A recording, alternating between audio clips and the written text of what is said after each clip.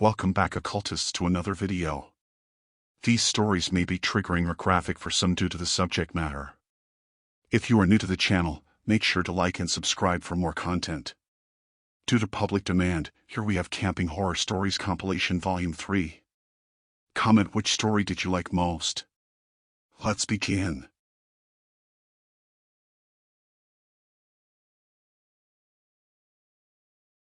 As I recount the events of that ill-fated camping trip, a sense of dread still clings to me, like the remnants of a nightmare you can't shake off. It was supposed to be a weekend of escape, a communion with nature to break the monotony of city life. I had joined a group of friends, some close, some mere acquaintances, all united by a thirst for adventure in the wild. Our destination was a secluded spot in the heart of the forest, a place where the trees stood like ancient guardians and the stars shone with an intensity lost in urban skies. We arrived late in the afternoon, the sun casting long shadows as we set up our tents and lit a fire. The mood was jovial, the air filled with laughter and the anticipation of a night under the stars. As dusk settled, Mark, one of the more eccentric members of our group, revealed his surprise, a collection of wild mushrooms he had foraged on our way to the camp. "They're perfectly safe," he assured us, a mischievous glint in his eye. "They'll just add a bit of magic to our night." I hesitated, my instinct screaming against it, but the allure of the unknown, the promise of a heightened experience, swayed me. We cooked the mushrooms with our dinner, their earthy scent mingling with the smoke from the fire. The effect was almost immediate. The world around us began to warp and twist, colors bleeding into each other, the sounds of the forest amplifying into a symphony of surrealism. I remember laughing, the sound strange in my ears, as I looked at my friends, their faces morphing into bizarre caricatures. But the laughter soon turned to screams. The forest transformed into a labyrinth of horrors, the trees whispering secrets, their branches reaching out like twisted hands. The fire seemed to burn with a malevolent life of its own, casting nightmarish shadows that danced and writhed on the ground. In the chaos of our collective hallucination, the line between reality and nightmare blurred. I saw Mark, his face contorted in a grotesque smile, chasing after Linda, who was screaming for help. But her screams were lost in the cacophony of our madness. I stumbled away, trying to escape the terror, but the forest had become a living entity, its paths leading me deeper into its dark heart.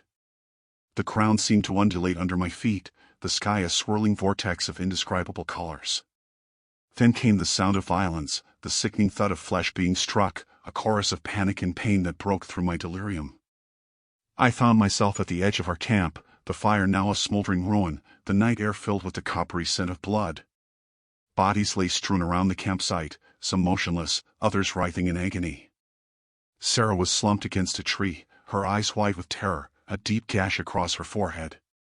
Alex was nowhere to be seen, and Linda was lying motionless, her face a mask of blood, her eyes staring into nothingness. I felt a scream rise in my throat, but it was trapped, a silent howl of despair. In my mind, I could still hear the forest laughing, mocking our folly. The night passed in a blur of fear and confusion. As dawn broke, the hallucinations ebbed away, leaving in their wake the stark reality of our situation. We were lost, hurt, and one of us was dead. The return to sanity brought with it a crushing guilt. We had been fools, playing with forces we didn't understand. Our escape had turned into a nightmare, a descent into madness that had cost us dearly. We managed to find our way back to civilization, our group a broken shadow of what it once was. The authorities were called, and the forest reclaimed its silence, indifferent to the tragedy it had witnessed. In the weeks that followed, I struggled to piece together my life. The memories of that night haunted me, a relentless ghost that lurked in the corners of my mind. I saw Linda's lifeless eyes in my dreams, heard Sarah's screams echoing in the silence. The investigation concluded that the mushrooms had been the cause, a toxic variety mistaken for harmless. Mark was found, wandering aimlessly in the forest, his mind a shattered fragment of what it once was. I survived, but survival came at a cost. The scars of that night, both physical and mental, are a constant reminder of the thin line between reality and madness. I no longer seek adventure in the unknown, no longer yearn for the escape I once craved. As I write this, the forest whispers outside my window, a siren call that I now resist. The darkness holds secrets, and some are best left undiscovered. The horror of that night will always be with me, a ghostly companion on my journey through life, a stark reminder of the price of folly.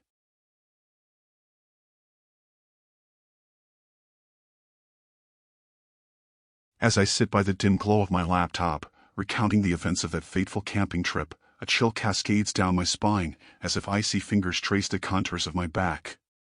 It was supposed to be an adventure, a celebration of our youth with my best friend Tara and her family. Yet, what transpired in the depths of that cave still haunts my nights, turning my dreams into a theater of horrors. We arrived at the campsite on a bright, sunny afternoon, the kind of day that promises nothing but joy. Tara's parents, ever so welcoming, had organized this trip as a getaway from the mundanities of city life. The campsite was nestled in a picturesque valley, surrounded by towering pines and the constant melody of a nearby stream. The first day passed in bliss. We hiked, laughed, and shared stories around the campfire. As darkness enveloped the woods, Tara's younger brother, Alex, proposed a game of truth or dare. I, always seeking thrill, agreed eagerly. "Let's make it interesting," Alex said, his eyes gleaming with mischief. "See that cave over there?" He pointed towards a gaping maw in the hillside, barely visible in the moonlight. "Let's dare each other to go inside." The idea sent a ripple of excitement through the group. Tara, always braver than me, nodded enthusiastically. "Let's do it. But let's make it a challenge. Who can stay inside the longest?" I swallowed hard, feeling a mix of fear and exhilaration. "Deal," I said, trying to sound braver than I felt. Equipped with flashlights, we approached the cave. Its entrance was a jagged opening, like the mouth of some ancient beast. We stepped inside, and the cool, musty air enveloped us.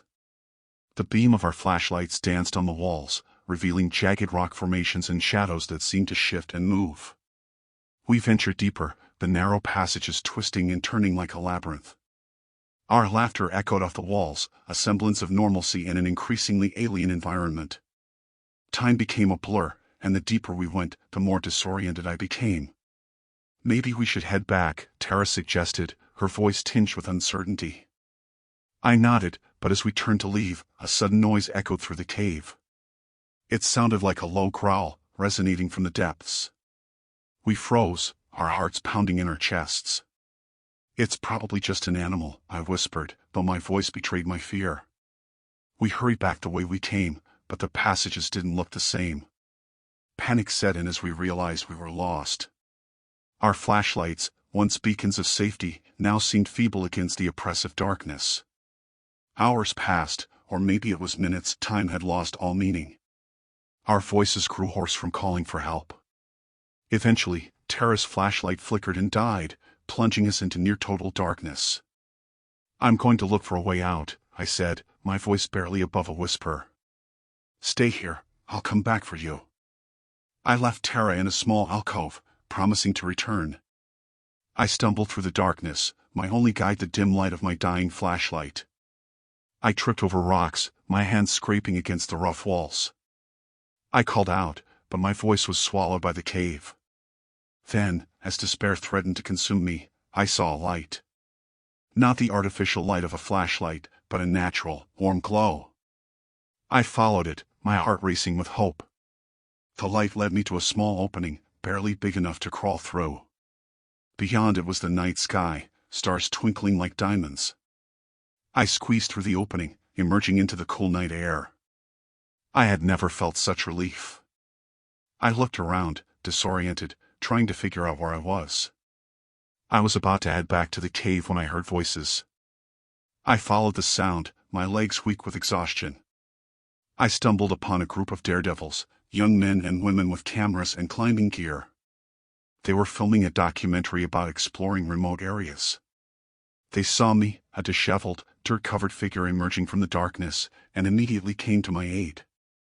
I explained my situation between sobs, and they sprang into action. They had the equipment and knowledge to navigate the cave. I led them to where I had left Tara. We found her, huddled and shivering, but alive. The relief on her face when she saw the lights was indescribable. We were guided out of the cave, emerging into the embrace of the early morning light. Tara's family, who had been searching for us all night, greeted us with tears and hugs. The daredevils were hailed as heroes, their bravery capturing the final, dramatic moments of our rescue on camera. As I sit here now, the memories of that night still vivid in my mind, I can't help but feel a sense of unease. The growl we heard in the cave remains unexplained.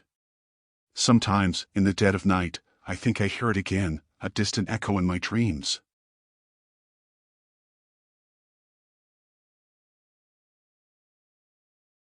The urge for an escape had been gnawing at me for weeks, a relentless whisper urging me to break free from the suffocating monotony of my life.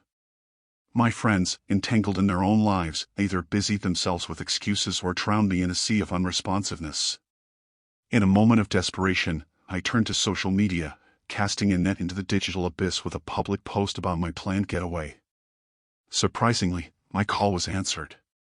Messages trickled in, and among them were a few willing souls, strangers seeking adventure just like me. Their enthusiasm mirrored my own, and soon, we were a group of 5, bound by a shared longing for the unknown.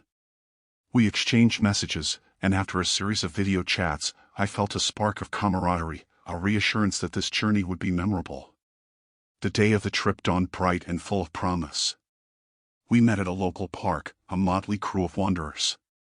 There was James, with his easy smile and camera always at the ready, Lily, whose laughter was as vibrant as her dyed red hair, Mark, quiet but with an air of thoughtful intensity, and Sarah, her eyes alight with an infectious energy. We piled into the rented van I had secured for our trip, our destination the coast, where the ocean promised a serene backdrop for our camping adventure. The journey began with laughter and shared stories, the miles slipping away under the van's tires. But as we neared the coast, a sudden shudder ran through the vehicle, a harbinger of the nightmare that was about to unfold. The van coughed, sputtered, and finally gave in to its mechanical ailments, stranding us on a desolate stretch of road, the ocean a distant whisper. It was then that things took a sinister turn. I noticed a glance between James and Lily, a silent communication that set my nerves on edge. My unease grew as they quietly conferred, their voices a hushed murmur against the backdrop of the crashing waves. Panic took hold as the truth dawned on me. They had been stalking me, lured by the glimpses of my wealth flaunted unwittingly on social media. Their plan was chilling in its simplicity, to dispose of me in the ocean's depths and vanish with my belongings. A struggle ensued, a frantic, desperate fight for survival. Mark and Sarah, caught in the maelstrom of betrayal, were hurt in the fray. I managed to slip away in the chaos, my heart pounding in my chest as I fled into the rain-soaked night. I found refuge in a dilapidated shack, its walls barely holding against the fury of the storm. The rain cloaked my movements, a merciful veil as I cowered in the shadows, listening to the distant shouts of my pursuers. Hours passed, the storm's rage echoing my own terror. As dawn broke, I emerged from my hiding place, the world washed anew by the night's downpour. I made my way to the road, each step a testament to my will to survive. A car approached, its headlights slicing through the morning mist. I hesitated, my trust shattered by the night's events. But desperation won over fear, and I stepped into the road, my hands raised in a silent plea. The car stopped, and a kind-faced man peered out, concern etched on his features. His voice was a balm to my frayed nerves, and I poured out my story, the words tumbling out in a torrent of relief and fear. He drove me to safety, his presence a steady anchor in the aftermath of my ordeal. The police were called, and the treacherous duo, James and Lily, were apprehended, their plans unraveled by their own arrogance. As I sit here now, recounting the events, I can't help but shudder at the thought of how close I came to a watery grave. The allure of adventure had blinded me to the dangers of trusting strangers, a lesson learned in the harshest of ways. My escape had turned into a nightmare, a journey into the heart of human malevolence. But it also revealed the strength I never knew I had, the resilience to fight against the darkest of odds. The ocean, once a symbol of tranquility, now holds a darker meaning for me, a reminder of the depths to which some will sink for greed. Yet, amidst the horror, there was a glimmer of hope, a reminder that kindness still exists in this world. The stranger who saved me, a beacon of humanity in the darkness, restored my faith in people. I am changed, forever marked by the events of that trip. The shadows linger, but so does the light, a balance I'm still learning to navigate. The call of the unknown still whispers to me, but now, I listen with cautious ears, wary of the darkness that lurks beneath the surface.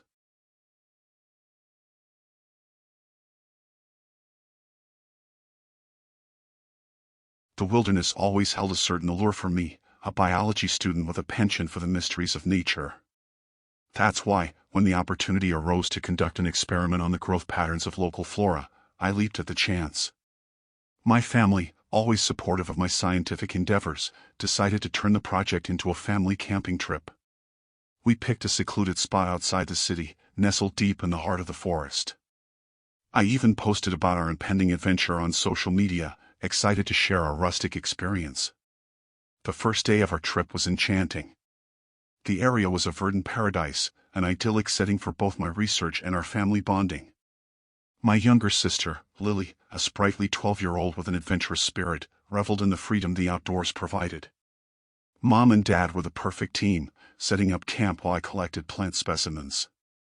As night fell, the forest's serene beauty gave way to a more ominous atmosphere. Distant howls pierced the tranquility, a stark reminder that we were not alone. Dad, ever the pragmatist, had packed large speakers, which we used to play loud sounds, hoping to deter any curious wildlife from venturing too close to our campsite. The second day passed uneventfully, but as dusk approached, the howling seemed closer, more urgent. That night, the rustling in the bushes was more pronounced, as though something were circling our camp, just beyond the reach of our firelight. We huddled closer to the fire, the speakers blaring into the night, an artificial barrier against the natural world outside. On the third night, disaster struck. I had ventured a little further from camp to gather wood for our fire. The forest was eerily quiet, the usual chorus of nocturnal creatures silenced. My flashlight's beam cut through the darkness, revealing a gruesome scene, a deer, mangled and half-eaten, its lifeless eyes staring into nothingness. My heart raced with fear and revulsion. Then, I saw it, a large wolf, its fur matted and eyes glowing in the darkness, fixated on me. We locked eyes for a heart-stopping moment before I turned and ran, panic propelling me faster than I had ever run before. Bursting into the camp, I shouted frantic warnings. The wolf was on our heels, its primal howls filling the night. Dad grabbed his rifle, a last resort measure, while Mom tried to usher Lily and me into the safety of our SUV. But the wolf was relentless, a shadowy figure of terror lunging out of the darkness. The first shot missed, the sound jarring in the quiet of the forest. In the chaos, the wolf found its mark. Lily screamed as its teeth sank into her leg, a nightmare come to life. Dad fought bravely, trying to protect us, but the wolf was quick and vicious. With a powerful swipe, it knocked Dad to the ground, his back slashed open in a spray of blood. Mom and I swung branches, trying to drive the beast away, but it was undeterred, its wild eyes alight with predatory intent. In a desperate move, I grabbed one of the speakers, hurling it at the wolf. The impact, combined with the blaring noise, seemed to disorient it momentarily. Seizing the chance, we scrambled into the SUV, Lily and Dad bleeding and in shock. I drove recklessly, navigating the treacherous forest terrain, every bump and turn in agony for my injured family. The hospital seemed impossibly far as I pushed the vehicle to its limits, my mind racing with fear and guilt. Upon reaching the hospital, the staff sprang into action, their professionalism a stark contrast to the chaos we had just endured. As Lily and Dad were rushed into emergency care, the reality of what had happened began to sink in. The wolf, a creature I had admired in books and documentaries, had become a harbinger of terror in our lives. The following hours were a blur of police statements, medical updates, and an overwhelming sense of helplessness. Lily and Dad's injuries were severe but not life-threatening. Relief washed over me, mixed with a deep-seated shock that refused to fade. The next few days were spent in the sterile environment of the hospital, waiting for news of Lily and Dad's recovery. My research, once a source of excitement, now seemed trivial in comparison to the raw ferocity of nature we had experienced. As Lily and Dad recuperated, I grappled with the trauma. The wolf's haunting eyes invaded my dreams, a constant reminder of our vulnerability. Our brush with death in the wilderness had changed us, the scars more than just physical. We returned home eventually, but the ordeal lingered like a dark cloud over our family. Social media updates about our trip ceased, replaced by a heavy silence. Friends and relatives offered words of comfort, but they couldn't penetrate the barrier of our shared trauma.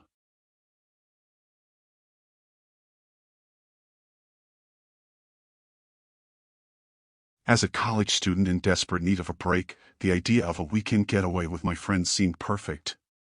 We chose a well-known camping spot in a sprawling national park, famed for its breathtaking views and serene wilderness. It was supposed to be an escape from the stress of exams and papers, a chance to reconnect with nature and each other. We were a group of 5, myself, Josh, Eliza, Maria, and Kevin. We had known each other since freshman year and shared an adventurous spirit. The news about a serial killer loose in the area had reached us, but we shrugged it off as an urban legend, a spooky story to add an edge to our camping experience. We arrived on a sunny Friday afternoon, the park teeming with the vibrant colors of nature. We set up camp near a picturesque lake, surrounded by dense woods. The first day passed in blissful ignorance, filled with laughter, campfire stories, and the tranquility of the wilderness.